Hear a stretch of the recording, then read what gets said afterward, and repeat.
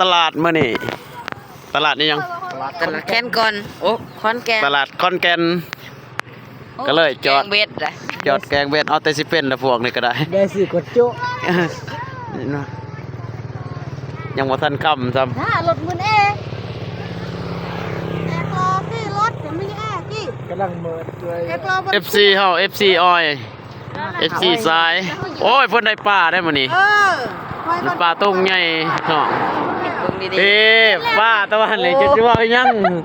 ไปล้างแล้วไปที่ว่าล้างแล้ว ปลาตัวบางใหญ่ แล้วชุกแล้วเนาะ หอยเข้าครัวเอา เออ เอาตัวมาตัวไปมาทันล้าวขี้ไอ้เพื่อนตันใจกูอ่ะ ตัวมันเขาปัก ตัวนี้นี่ยังไอ้บ่ตัวนี้นี่กูแล้ว ข้าวไผ่นี่ฮะ วัด เขาครัวแล้วได้หั่น ตลาดแม่ปรากฏ ๆหอย หอยได้30 หอย หอย ก็มี สิหอยไว้ ก็กินเลยเนาะหอยมันต่างหอยแล้วนี่ เฮ้ยหอยบ่ได้ฟังแม่ เออ ตั้งยกก้อนคุมไปเลยเด้อนะอันดาเอ๋ยกไอ้ทักไอ้แอ๋น้ำมันแตกโต หอยพัง หอยอ่ะ หอยฟัง หอยอยู่อะไร ก่อนไปพอไปแอ๋น้ำ เอาจับไทยนี่ไทยไว้เลยเวนจะกองบ่ได้ลบได้แบบนี้บ่ได้เอ้สิทายก่อนถ่ายเจ้าของ YouTube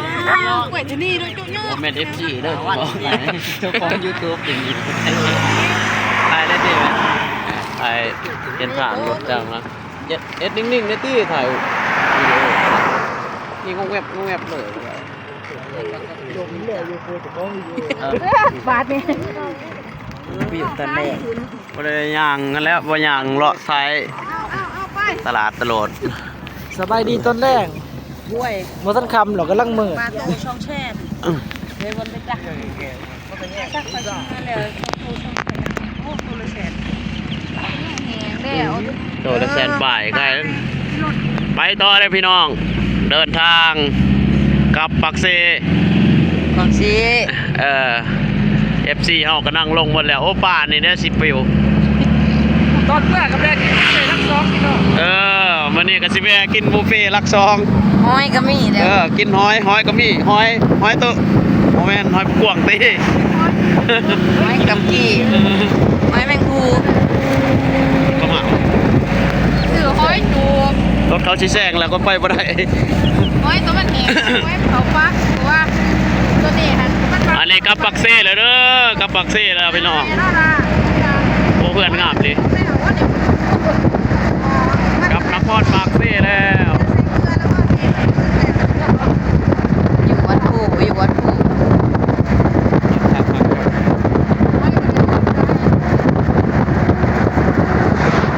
เดินทางจากจับประซักเมื่อปักเซ่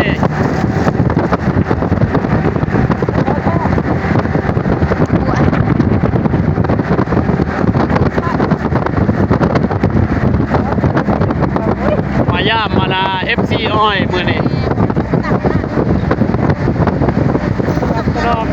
คลิปแรกว่าได้พ่อครับ FC อ้อยคลิปครับเนี่ยเพิ่นเมื่อนำเอาเพิ่นเมื่อนำแล้วเพิ่นว่าจมบ่มีของกินทางบ้าน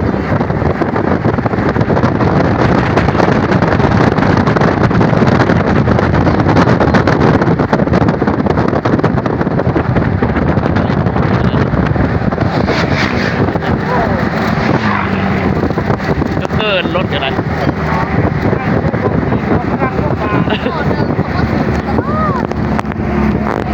เอาบอแล้วโทรศัพท์สีเฮียเลยผู้อันนั้นผู้จอมพลังมีหัวอยู่เถอะ